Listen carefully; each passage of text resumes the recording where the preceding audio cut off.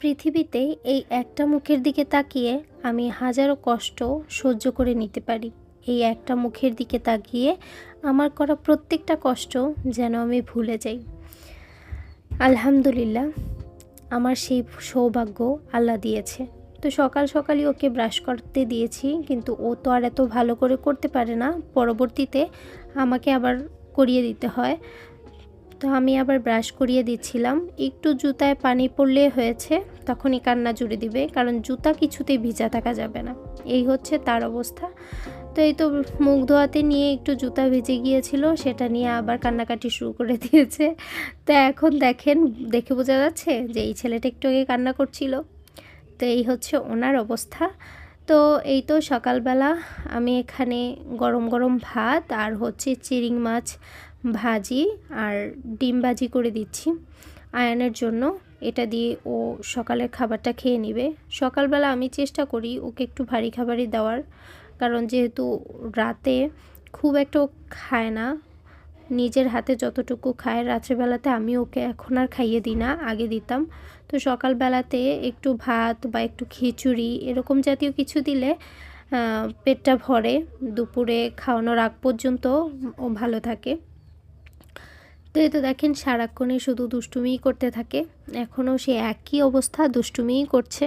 তো এসে ভাত খাওয়াতে বসিয়ে দিয়েছি, সে চামচ দিয়ে ভাত খাবে, তো সেজন্য চামচ দিয়ে দিলাম, চামচ দিয়ে একটু একটু করে খাক। এখন ওকে একটু নিজের হাতেই খেতে দেই। আবার যখন দেখি যে আর খাচ্ছে না, যতটা পারে খায়, আর বাকিটা আমি ওকে খাইয়ে দিই, কারণ একটু একটু করে একটু অভ্যাস করার চেষ্টা করছি। তার এইখানটাতে আমি অনেকগুলো জামা কাপড় ধুয়েছিলাম, সেগুলো একটু রোদে দিয়ে দিচ্ছি। খুব ভালো রোদ উঠেছে কিন্তু আজকে, অনেক ভালো। কয়েকদিন বেশ কুয়াশায় ঘেরা ছিল, খুব আবছা ছিল, সারা দিনেও একটু রোদের ছোঁয়া দেখা যায়নি। রাগ করেছ? দেখি মুখটা লাল হয়েছে কিনা রাগ করাতে। ঘুরে যাচ্ছ কেন দেখি? দেখি, এই হাসি দিছে, রাগ কমে গেছে, রাগ কমে গেছে, কমছে রাগ? দেখি মা, তোমাকে অনেক ভালোবাসি, আসো। রাগ করতে করতে কোথায় যাচ্ছে, কোথায় যাচ্ছে, কোথায় যাচ্ছে? ধরে ফেলছি, এই ধরে ফেলছি, এই ধরে ফেলছি। দেখি এদিকে তাকিয়ে একটু হাসো তো, দেখি এদিকে তাকাও, একটু হাসো। রাগ কমছে? রাগ কমে গেছে? হ্যাঁ সত্যি? আর বলো তো, মাকে ভালোবাসো তুমি? মাকে ভালোবাসো?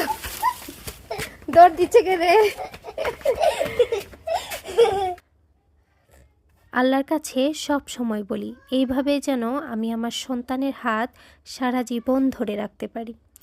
বেশ অনেক রোদ উঠেছিল, জামা কাপড় সব কিছু ধুয়ে দিয়েছি। খুব সুন্দর একটা সূর্য উঁকি মারছে আকাশে, আর আকাশের কালারটা দেখতে তো অসম্ভব সুন্দর। সূর্যটাও দেখতে দারুণ লাগছে। ছেলেটা এই রাগ করছে, আর এই তো রাগ ভেঙে যাচ্ছে। সারাক্ষণ বাসার মধ্যে থেকে থেকে একদম বোর হয়ে যায়। এখানেই পাশের বাসায় হুট করে চলে এসেছে দৌড়ে, দেখেন এদের সাথে এসে খেলা করতে নিয়েছে। তো এখন তো দুপুর টাইম, এই টাইমে তো আর খেলা করতে যাওয়া যায় না, তাই বাসায় নিয়ে যাচ্ছি। আসলে সারাক্ষণ বাসার মধ্যে থাকে বলে একটু বের হলেই ইচ্ছে করে খেলতে। তো বাসায় খেলে, তবুও তো একা একা খেলতে আর কতক্ষণই ভালো লাগে। তো আর সারাক্ষণ বাসার ভিতরে থাকলে ওর সঙ্গী হচ্ছে এই সাইকেলটা। এই সাইকেলটা নিয়ে সারাটা দিন ও কাটিয়ে দেয়, সারাক্ষণই এই সাইকেলে বসা থাকে, সাইকেল নিয়েই খেলে। এই হচ্ছে ব্যাপার। তো সাইকেল নিয়ে আমার বাবাটা দুষ্টুমি করছে। সবাই একটু মাশাল্লাহ বলে দিবেন আমার বাবাটার জন্য। আমার বাবাটা যেন অনেক বড় হতে পারে। আর রাত্রিবেলাতে দেখেন সন্ধ্যায় আমি ওকে পিঠা দিয়েছি নাস্তা। তো আমার বাবাটা এই সুজি দিয়ে বানানো এই পিঠাটা খেতে অনেক বেশি পছন্দ করে। এখানে বসে বসে সে খাচ্ছে, আর আমি একটু একটু করে ভিডিও করছিলাম। ও বুঝতে পারছিল যে ওর ভিডিও করছি, ওর মুখের অবস্থা থেকেই হয়তোবা বুঝতে পেরেছেন। তো আজ এ পর্যন্তই। সবাই ভালো থাকবেন, সুস্থ থাকবেন, এবং আমার ভিডিওটি ভালো লাগলে অবশ্যই চ্যানেলটি সাবস্ক্রাইব করবেন। আল্লাহ হাফেজ।